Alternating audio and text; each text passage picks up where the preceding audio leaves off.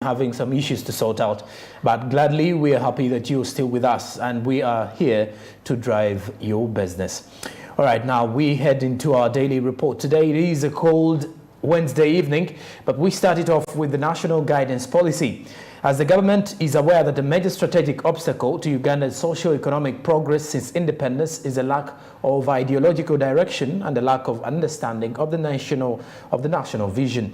Therefore, the National Guidance Policy was developed by the Ministry of ICT and National Guidance as a tool to drive the nation's ideological growth. Pedison Mubere compiled this report.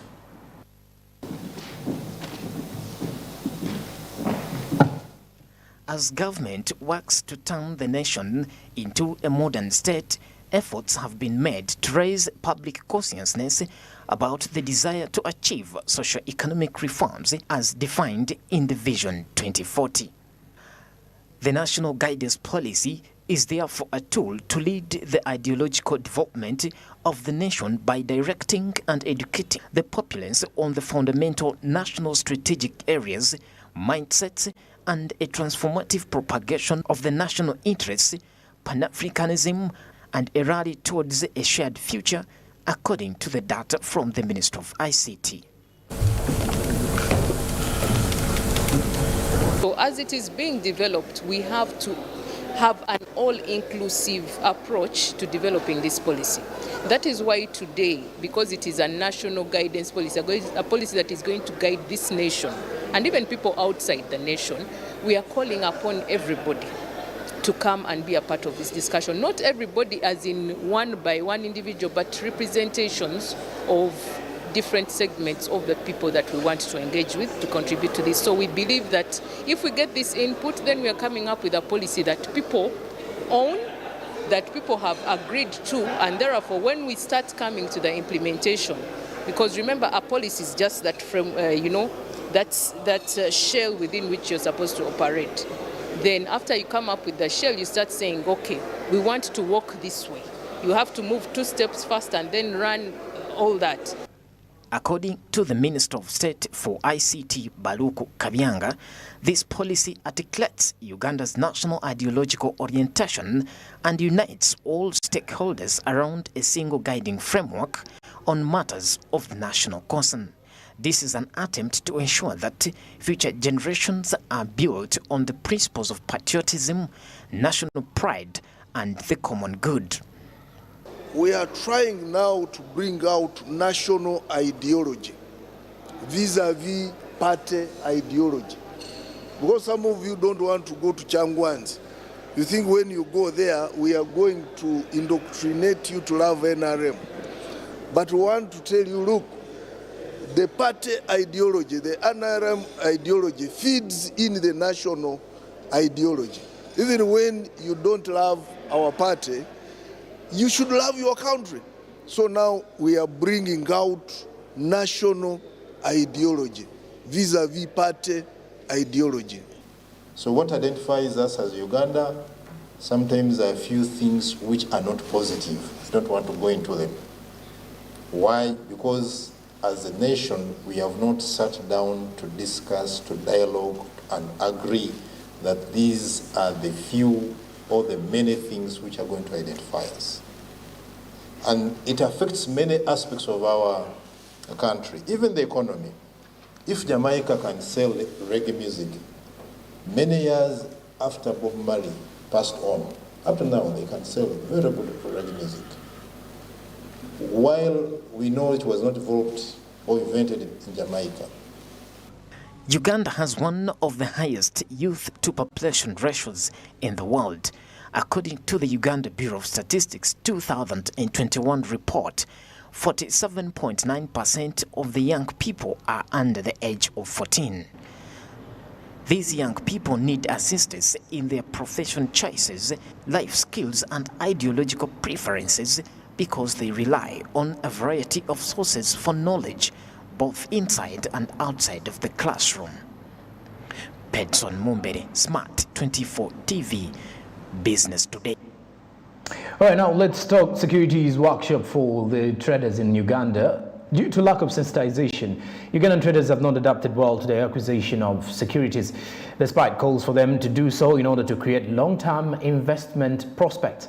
In order to expose traders to opportunities for maximizing income to improve their living conditions and keep up with the current economic hardships, Altex, a securities company, is taking steps to ensure widespread sensitization of securities transactions, particularly to local traders through their SACCOs. Let's have more of this report. In a population of about 44 million Ugandans, about 130,000 are estimated to be investing into the stock markets. So many sensitive organizations, of course, they're coming up with these initiatives to ensure that people are sensitized about stocks.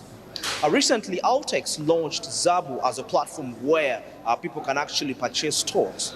And of course, majority of the people have been coming through to buy these stocks. But unfortunately, not so many Ugandans have been sensitized about this very option of buying stocks. And today, Altex is sensitizing the traders, in particular today, this time around, the shoe traders, to invest into stocks, but through the SACCOs. And of course, they have met with the SACCO leaders to ensure that this initiative is executed efficiently.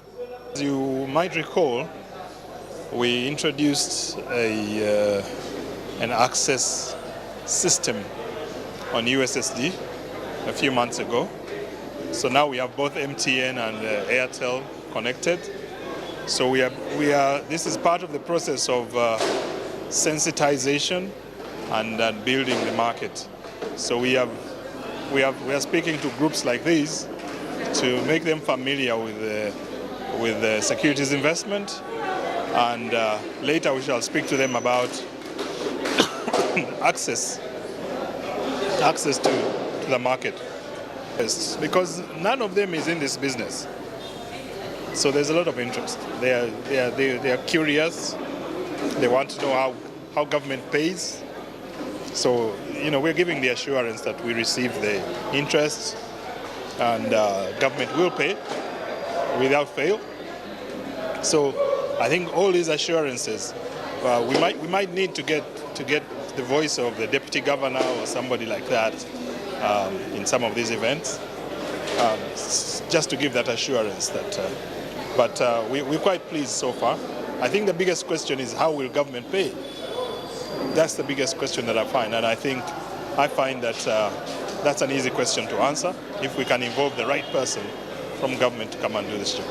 The interaction, we happen to also get in touch with the people, with the different people in these circles, the traders in particular, and they were telling us what exactly they have learned into this teaching regarding selling and buying of stocks.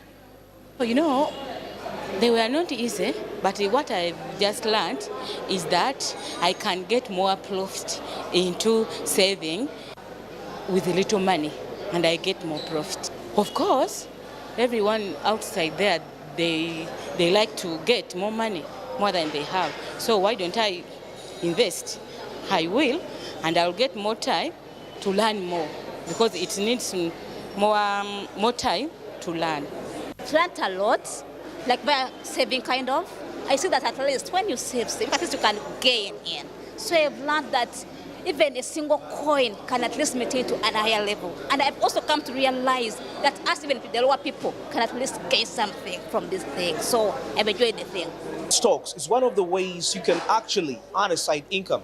Majority, as you can see how the economy is, it's very important for you to have multiple sources of income. But also remember that you are saving for your future, not just the daily consumption. That's what makes stocks very important, a part of our everyday life. Anju Bariji, Smart 24 TV, Business Today. All right, now we head into our coffee call discussions at this moment in time. Well, when you look at the last 2 years of the COVID-19 pandemic, globally, the economies have been struggling to recover to pre-COVID-19 strategies. However much they've been struggling, now the global economies were hit by the Ukraine and Russia war. This affected very many of those, more so the developing economies. In our Coffee Call discussions, now we look at how nations can strive into recovery, but better yet, also looking at how they can deal with the current economic crisis. This is the Coffee Court.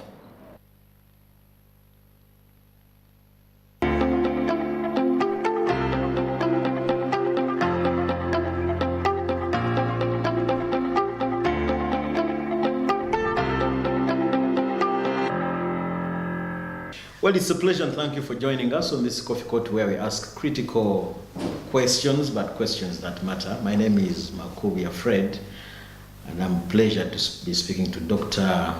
Wakida Patrick. He's the CEO of Research World International. Of course, many of you know him for making research polls, but this time around we'll be discussing matters of economics, and he'll be weighing on us on the matters of economic status in this country. Doctor, thank you for joining me. Thank you, Makoya. You're welcome. You were senior in research. What's your take on the current situation, economic situation of this country, from a research point of view?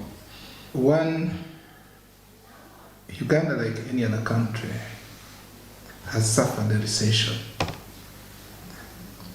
You will recall from 2020 to almost end of 2021, nobody was working. To sum it up, actually few sectors were in operation. That means production was at the lowest point. In some sectors?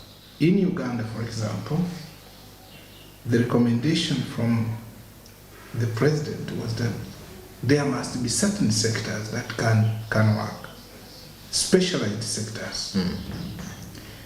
When the economy was opened in 2022, then you had few goods being chased by too many people. In economics, we call that an inflation situation.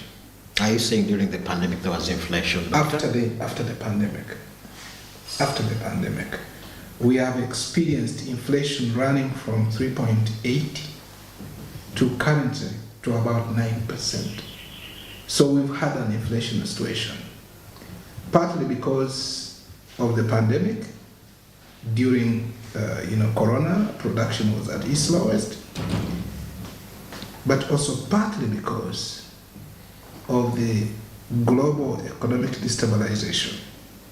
So you have major countries like Russia, Ukraine, and the US engaged into a battle which has disrupted production outside there. But most importantly is that the cost of shipment of major commodity goods, remembering that Uganda consumes 40% of imported goods. True. So the cost of transportation of such goods from wherever they come from has gone up. The raw materials. If you went into construction, the price of cement as of 2020 September was about 26,200 shillings. That's true. Today, you're buying the same bag of cement at about 35,000. That is pretty 35-40% increment. But even the things that we produce from Uganda, prices are high, Doctor. I am coming to that. Okay. So you have had steel products, the price is going up. You have had these things you say we consume here, like cereals, prices going up. You have had the cost, things like sugar and all these things, prices going up. The assumption that they are produced here is premised on the fact that they are locally produced. But is it an assumption? But the ingredients that produce most of those goods are imported. So the prices for importation of such goods continue. That's one. Two, you had an increment in the cost of fuels. petroleum products. Now, in economics, we have a concept of the final resting place of a tax, the instance of a tax. That concept presupposes that you, the manufacturer, doesn't pay the tax, but the consumer do so. Now, assuming you are transporting food from Mbarara to Kampala, the cost of fuel has gone up by about 70%. True. The driver of a truck who is picking the matoke in Mbarara will need to cover that cost.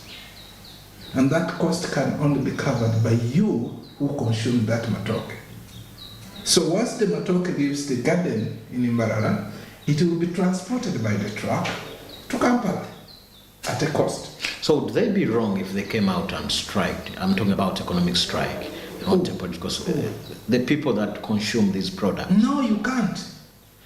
Because they're the mostly affected. You see, and I've discussed with those who want to strike, and I have told them, you cannot strike because you need these goods. You are not going to send the truck to Mbarara at the same cost as it was before inflation started. When the liter of fuel was at 4,000, today the liter of fuel is at about 7,000. This man who is helping you to bring the food at that cost needs to cover that cost because he's not subsidized by government or by anybody else. So what would you want them to do? Because at the end of the day, the Mwananchi is one who buys soap at 7.5. So what would you want them? Inflation is not necessarily bad. In Uganda? Inflation, and I will say this from an economic point, we have not reached at a point where we can cry that our inflation is so bad.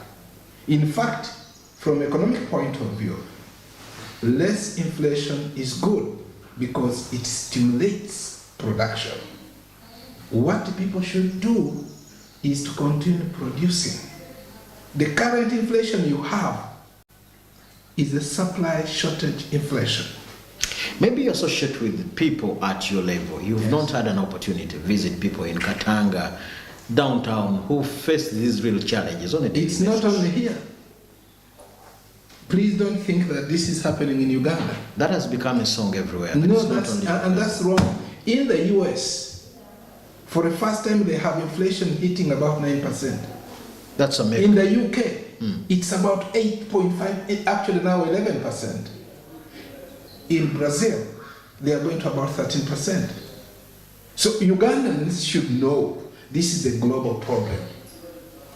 And normally, I am quick to tell government, do this and do this. Let me tell you, government cannot subsidize this problem because they have no control over it. Occasion, they want to subsidize fuel. How much will they do? Global fuel supply is in shortage. What can they do? So where do you want the people now to run to? They would want to run to the leaders because they hold. You see, people mistook when Museveni said that eat cassava if bread is expensive. He was actually applying an economic norm that in a time of scarcity, reduce on your extravagance. Manage the little you have until when the economy stabilizes. I can tell you this country, for the first time, the government is broke. Broke. That's why you see the first quarter, financial quarter, starts on the 15th of July. Government was only able to pay salaries. That means that the engineers at the district are there, but they are not working. No, the PS is saying we are handling matters of inflation. I think in just one of I am coming to that. It's not inflation. The government is broke. Whatever measure they are using now is to try to raise revenue. Even when you talked about the CBR, the rise in the CBR works in this way, that you want to reduce people from borrowing. That's true. That's There is too much money, so you want to reduce. The government increased its treasury bill, brought out the treasury bill for sale. Two things are going to happen. They are trying to suck the money out of the banks, but actually they are trying to raise the money by selling the treasury bills, to raise the money. That's a psychological approach. It's not actually. It's a psychological If you went to the bank today and you want to borrow, the price of borrowing has gone up. True. From 16 to about 19 to 23%. The reason is one, that the government has put up the treasury bill for sale. So if you're a bank, would you rather not go with the treasury bill, which has got no risk, than lending to Makuya, who probably will default? But by so doing that, as a bank, you are buying treasury bills, you are giving money to government, because that's the reserves they have. That's the result. So you, the economist, you are asserting that there's money in the people. I don't know that's right from the economic point of view. I can sit here and tell you people are broke.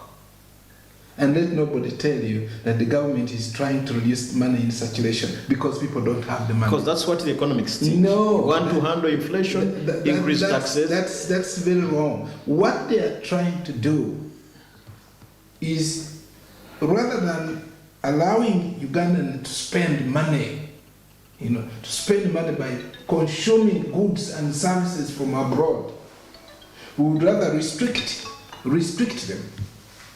Because once you allow them to do that, you cause a balance of payment shortage. You understand? Because you are selling nothing to there. But people will continue to go and purchase things there.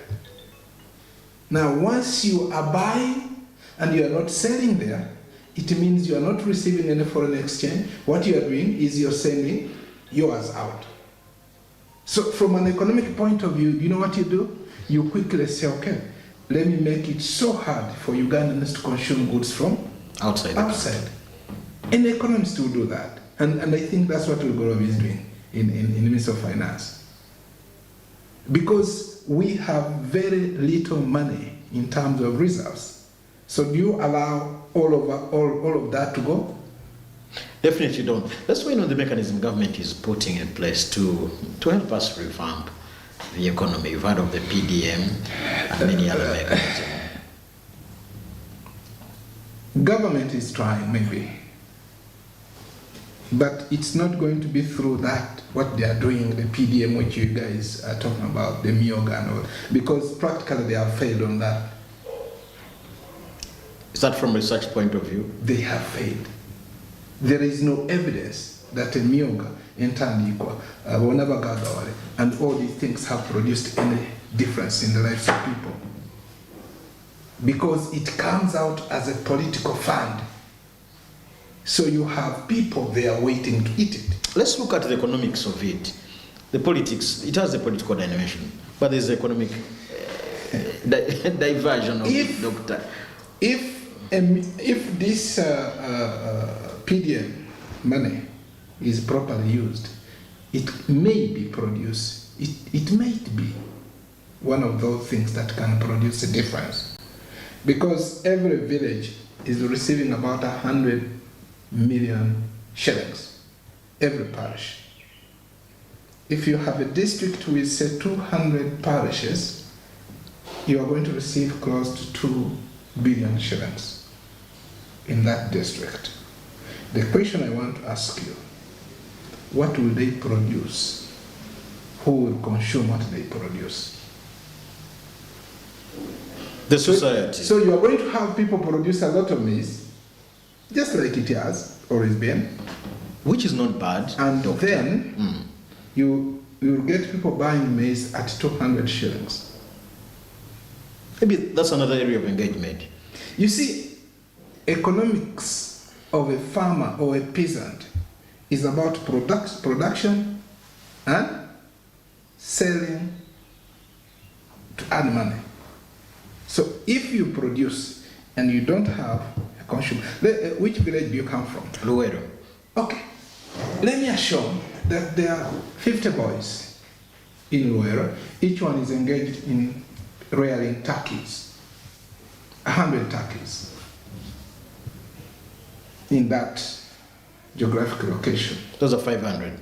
Who will buy them? They'll come to town because that is where the potential buyers like you are.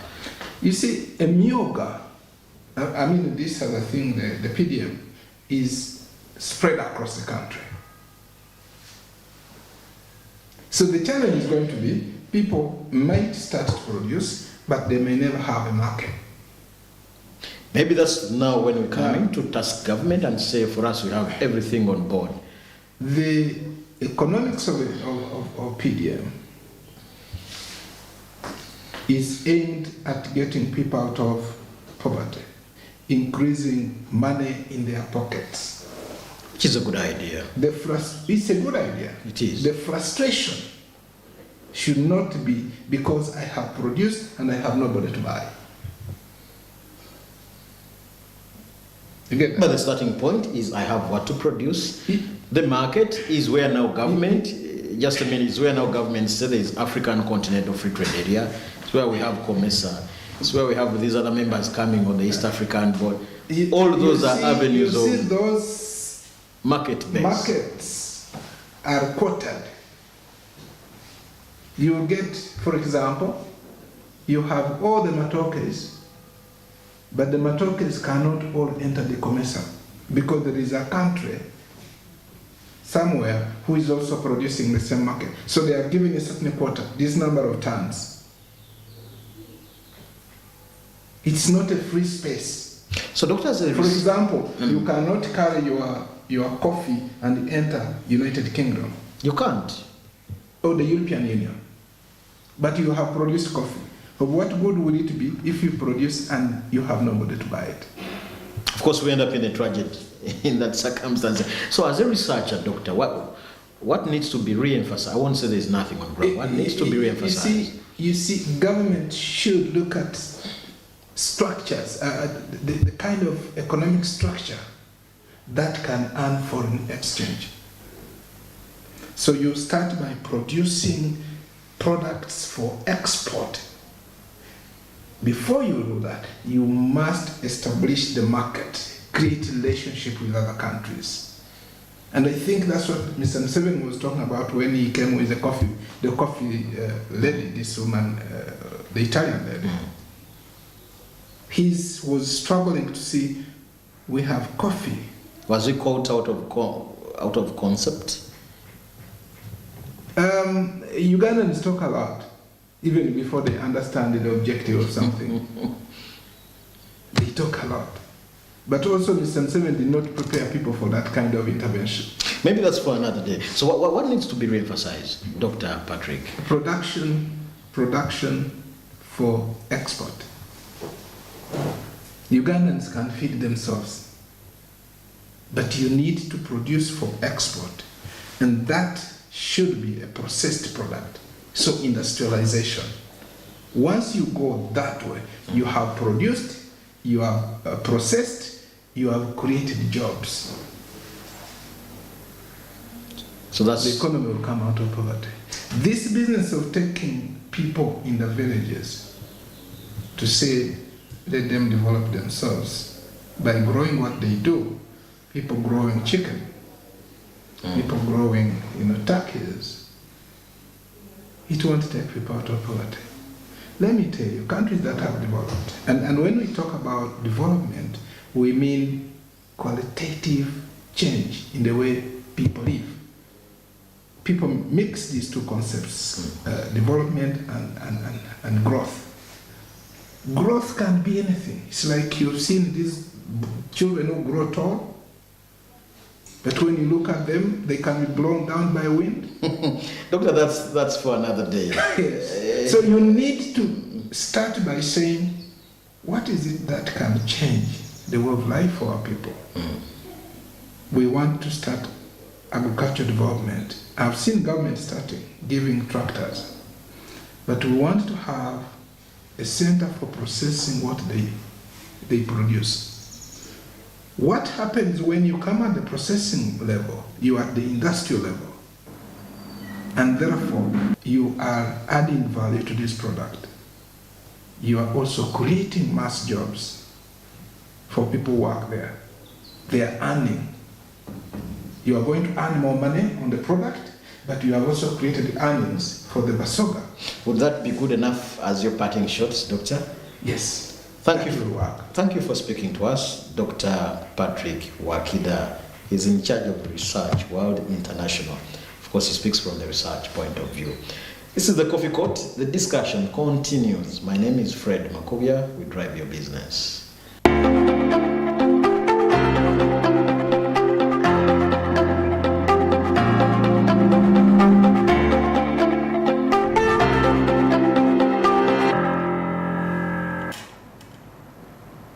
All right, and that brings us to the end of business today.